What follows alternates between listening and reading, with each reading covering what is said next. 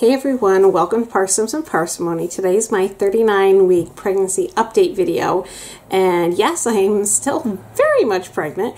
There's not a whole lot to update you guys on, but I did want to go ahead and film a 39-week video because this may be my last pregnancy update video. So last Monday I did have a string of contractions and back pain and what appeared to be laborish prodromal labor.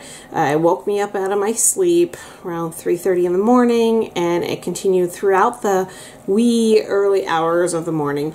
Contractions were anywhere from 3 to 5 minutes apart, lasting a minute and a half long, which if any of you guys are familiar with the standard rules for going into the hospital, I definitely met the criteria if I were going into the hospital to go in at that point.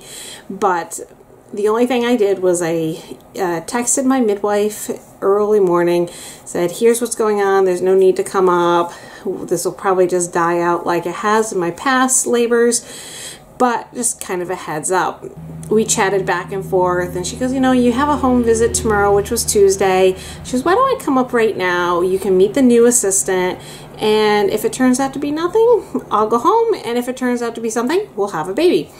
So she showed up around my house around 7:30 in the morning, and my blood pressure was good, the baby looked good, everything looked fine, and in classic Janelle fashion, the contractions slowly spaced out and just died right out. So my midwife went home, and we thought that it would probably pick up Monday evening, which again, in my past labors is what tends to happen, but it didn't happen this time. And so here I am a week later, still very much pregnant, very much ready to have a baby, and it is what it is. So I have noticed that if you want to call them Braxton Hicks, if you want to call them prodromal labor, the contractions are slowly picking up.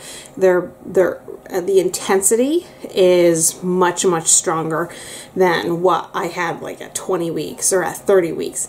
And so it's all these signs that my body is getting ready to do what it's supposed to do. We just don't know when it's going to do it. So other than that, there's really not a whole lot of other signs and symptoms. Contractions tend to pick up at night. You know, have had some bit of loose balls, which is normal because your body is getting ready for birth. And I think that's about all that's going on. You know, we have all the baby prep done.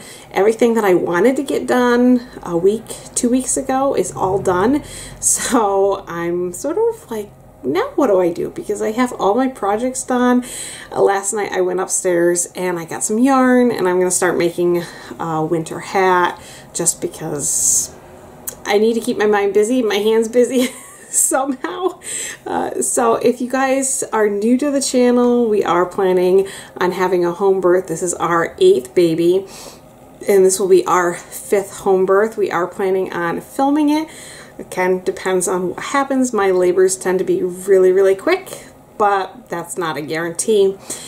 So if you haven't checked out Instagram and Facebook, those are the primary places I'll probably be posting updates about labor, delivery, all of that good jazz.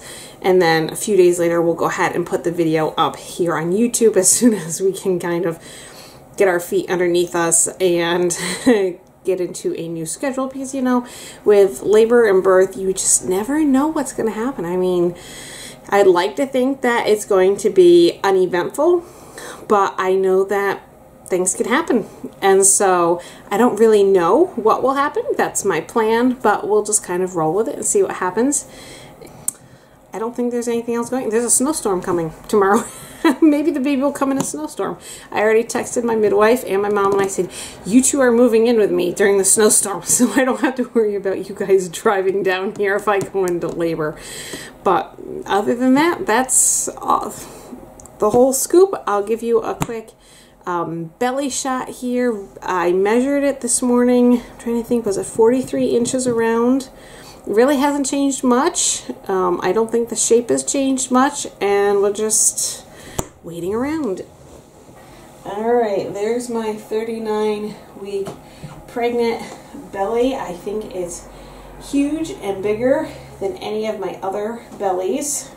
I've gotten a few new stretch marks right on the very top of my belly, which never had stretch marks since I had Charity. So it must be a sign that this baby is bigger, or at least there's more fluid in there than some of my other kids.